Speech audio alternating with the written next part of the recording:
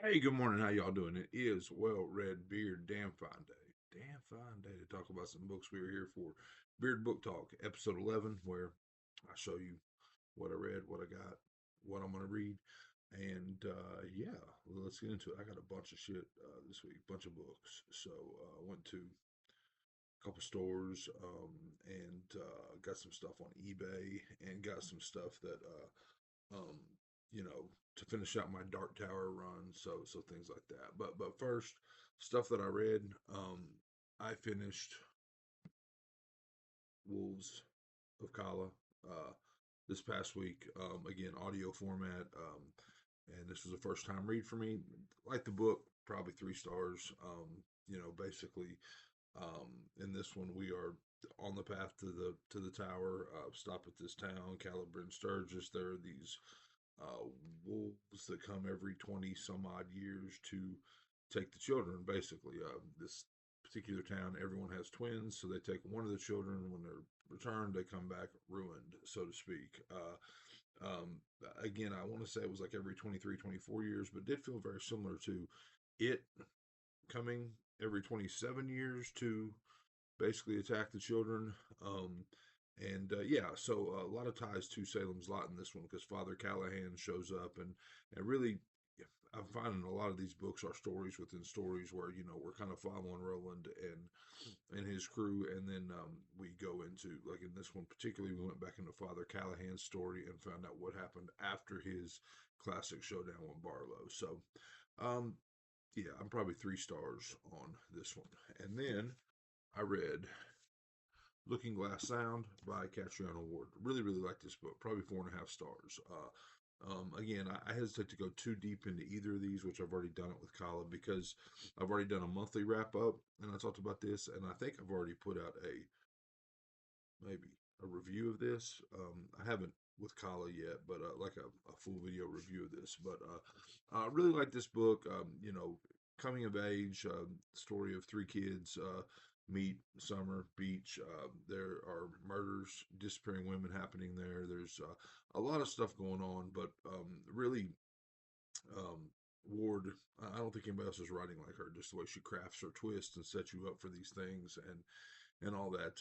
So again, I'm not going to spend a lot of time on this one, but really, really liked it. 4.5 stars.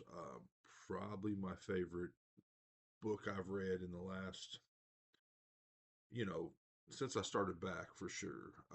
And I want to say it's my favorite Ward read.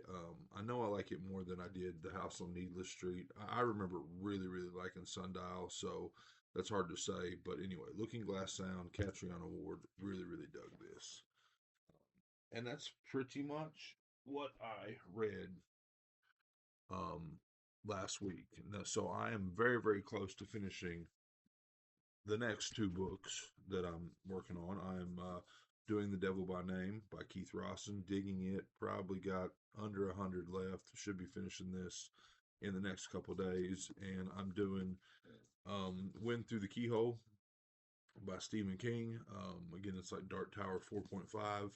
And I've got a little bit over an hour left in that one. So, really, both of these should be wrapping up in the next couple of days. So the stuff I'm going to be digging into after that stuff I'm going to be reading. Um, I'm I have got my shorts, my King shorts for You Like It Darker, all the way finished. I've got some more shorts on shorts to do on Ray Bradbury's The October Country, but I feel like I'm in a place where I can start into another short story collection. So I'm going to be doing um, the Beast You Are. That sticker messed me up. The Beast You Are by Paul Tremblay. And then my next novel, I think, is going to be The Devil Crept In by Ania Alborn. Now, I read a bunch of Tremblay. I've done Disappearance at Devil's Rock. Oh, hell. My favorite one, I'm drawing a blank on the Head Full of Ghosts. Really like that. I've done The Cabin at the End of the World. I want to say I recently did a book like in this late summer. It was called Horror Movie, and I want to say it was Tremblay that wrote it. Like it was like a one-off. Like I thought I was gonna really get back into reading, but I just read that book slowly over the course of 3 weeks or something, and then kind of fell off again. So I'm drawing a blank on if it was him or not. I think it was, but anyway, I have not read Anya Alborn and heard a lot of great things. So these are the next two that I'm probably going to be getting into. Um, and I think that's really it as far as stuff I'm reading. Like I said, still, I got a couple more King shorts to publish on You Like It Darker, and then I'll probably do a full review of that, and then I can put that one away. And then, like I said, still working on the Bradbury shorts on shorts. But I read one other thing last week. I bought it, read it same day. I'm gonna have to, but I bought it, so I got to show you. But anyway, so I went to one of my favorite bookstores in the world, really.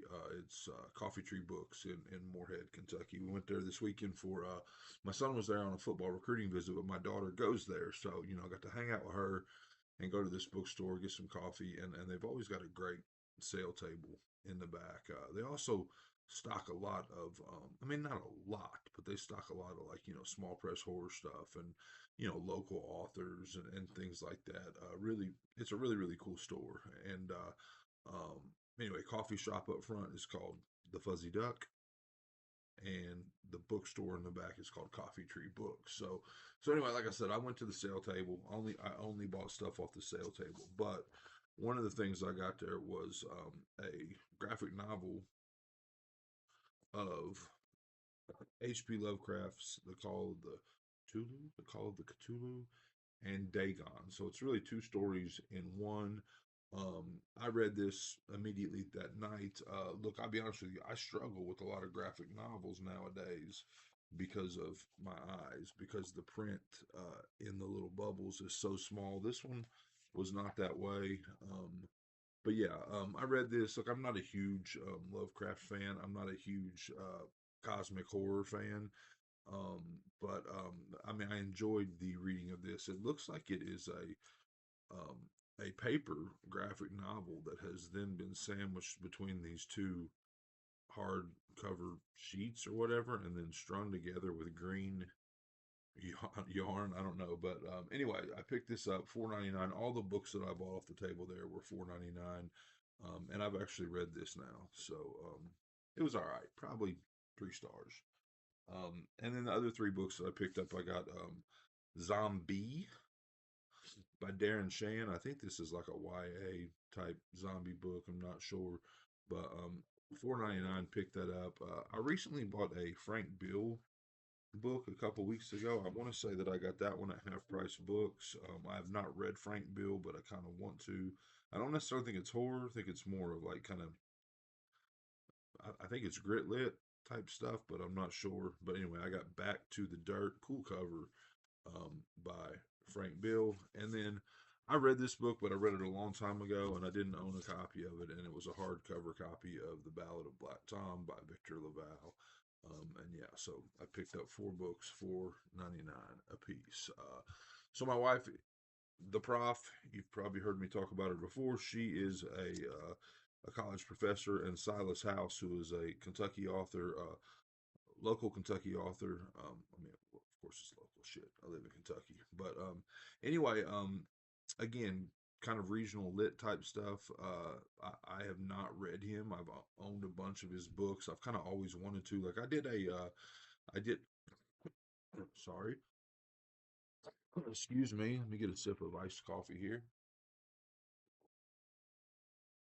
I did I don't know, a year or so where all I was doing was reading like regional lit and regional history and things like that. Where the area I live had a lot of I guess historical importance as far as like the Underground Railroad goes and things like that. And but anyway, so I was reading a lot of like local history, local authors or Kentucky authors, and but I have not got into Silas House's work. But anyway, so Silas House was at her college, did like an event, a signing, and she got me a copy of Lark Ascending, signed to Well Red Beard with Hope from Silas House. So cool.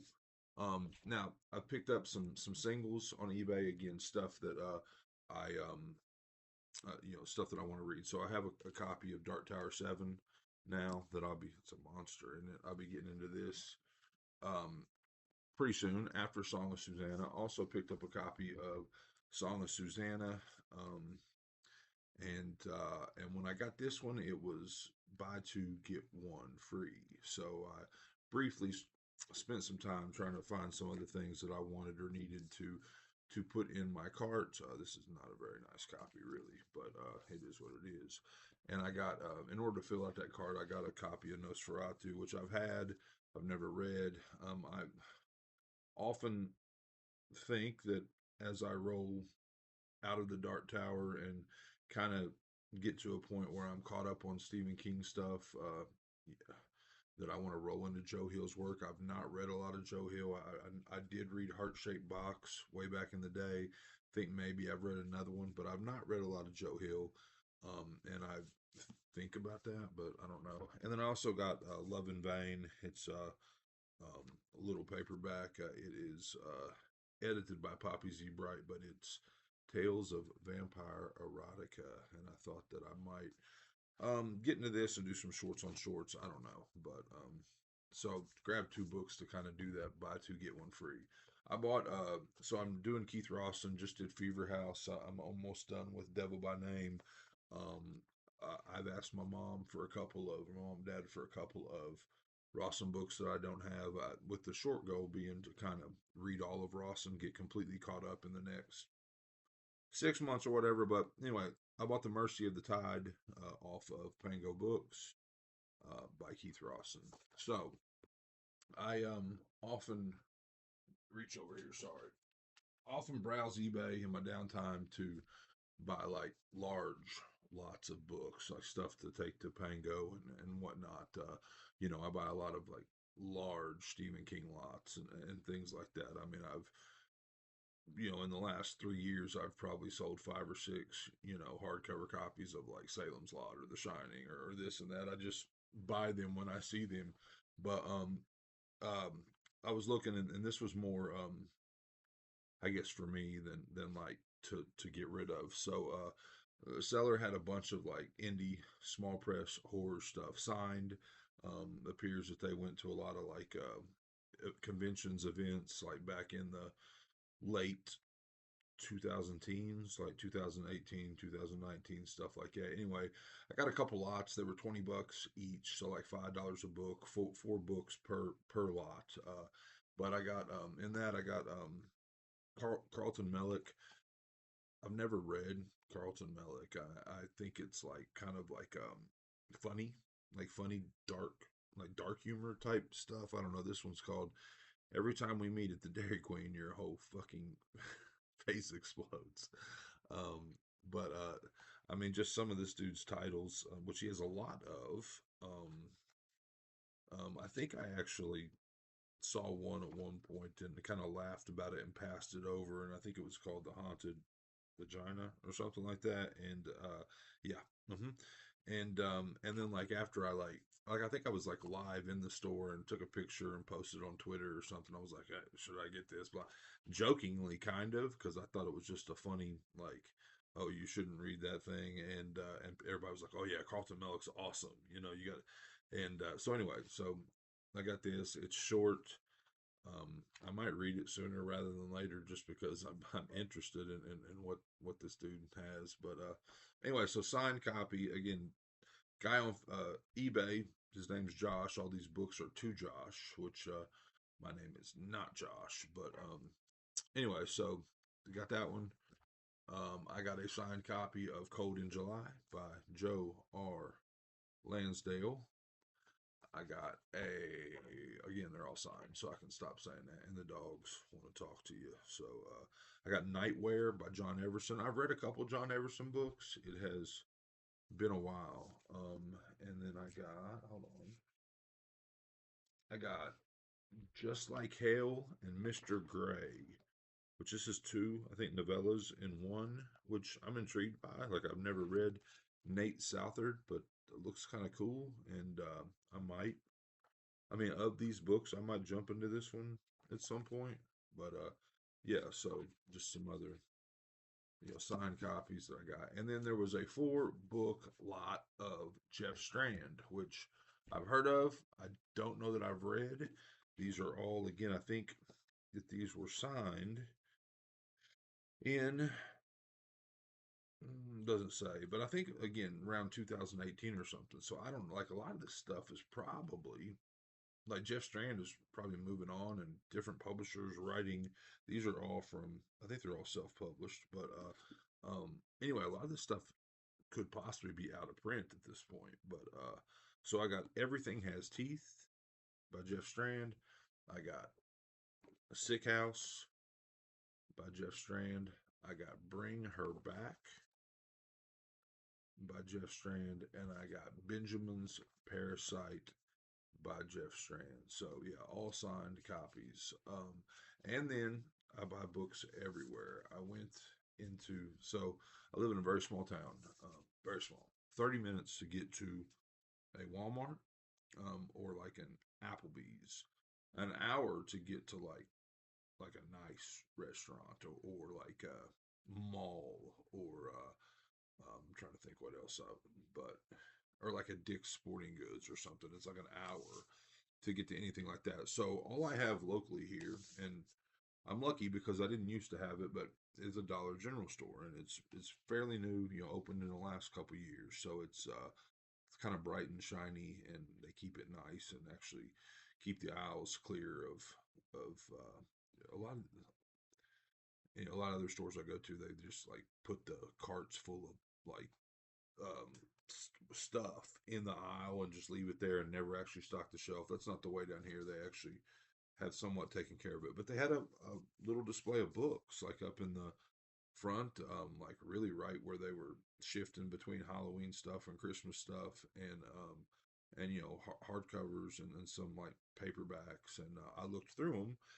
because that's what I do. And I found a Sylvia Moreno Garcia, Velvet Was the Night, for $5. And to be honest with you, I haven't read Garcia.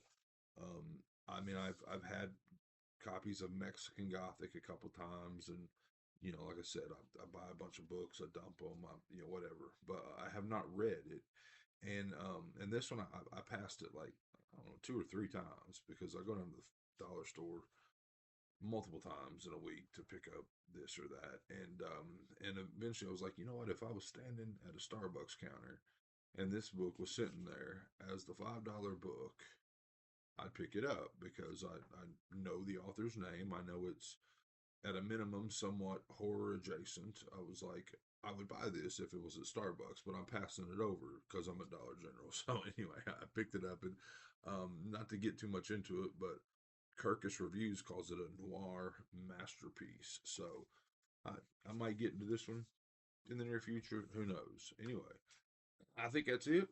This has been Well Red Beard. I'm trying to think if there's anything else I want to talk about. Look, I watched that show Grotesquerie, loved it, and I actually shot a video about it. But like, I'm not going to use that. I just want to talk about it. Like, I just want to say that I watched the show. It's a 7-episode show on. I actually paid for Disney slash Hulu just to watch this show. Watched it in one night, and I don't do those types of things, but it's cool because like, the majority of the episodes are like, somewhere between 45 minutes and an hour, but it's like you get to like the middle of it, like episodes like 4, 5, 6, and you're like, okay, I'm gonna stop. And then like those episodes are like 30 minutes, and you're like, okay, I'll do one more, and I'll do one more. And then I got to the point where, like, legitimately, it was midnight, and I had like an hour episode left, and I was like, I can't stop. So I do not binge watch a lot of TV, but I watched the show Grotesquerie. Very, very cool show. I mean, very weird, 70s decor, and then there's like hospital scenes that appear more like 60s ish, the way the nurses are dressed, and this and that. But opens with some crazy, like, staged up murder scenes, so very sevenish in that aspect. And like you get like 4 or 5 of those like back to back to back to back, and like before the lead detective or whatever can really catch her breath. Female led show. but before she can really even catch her breath, just back to back to back, these crazy artistic kill scenes. And yeah, like I said, very reminiscent of Seven, but there's a lot of weird stuff going on there. I didn't absolutely love the ending, the way it all wrapped up, but in hindsight, you're kind of like, I mean, I kind of saw that coming, but very very cool. Very again, brutal and gory in those scenes, but also very cool in the writing and direction and cinematography and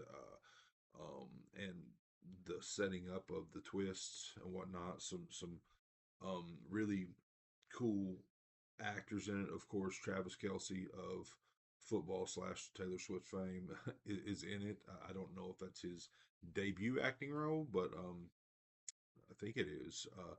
And there's an actress that plays a nun, like a nun slash um, journalist in this, and she's pretty amazing. And I don't know her name. I think her last name is Diamond, but very very good actress in my opinion. Courtney B. Vance is in it. Anyway, it is a really really cool show called Grotesquerie.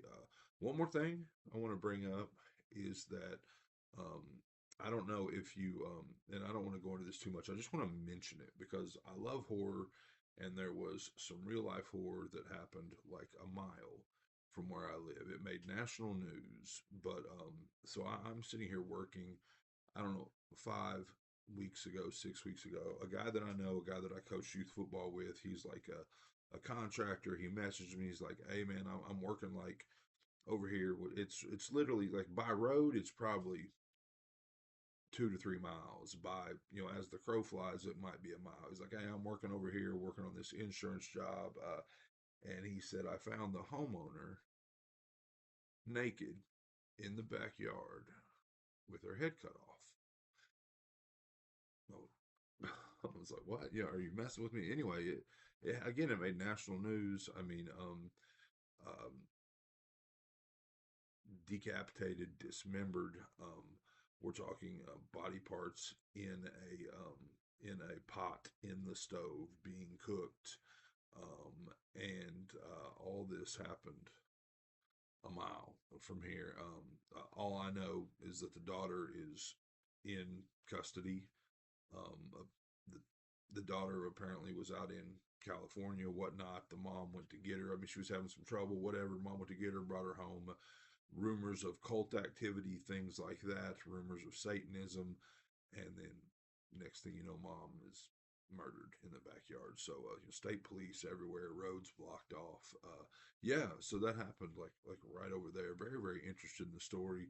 Uh, um, my wife, of course, as an English professor and kind of a true crime nut, is very very interested in it. But yeah, real life horror right over there. So anyway, I wanted to mention it because I you've probably seen about it, and I live right.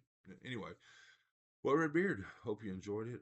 Hope you're enjoying all your books. I'm really enjoying reading, really enjoying my audio, really enjoying my paper copy of whatever I'm reading at the time, the Ross and the Stephen King Dark Tower stuff. So yeah, hope you're enjoying your books as much as I am. If not, you're reading the wrong damn books.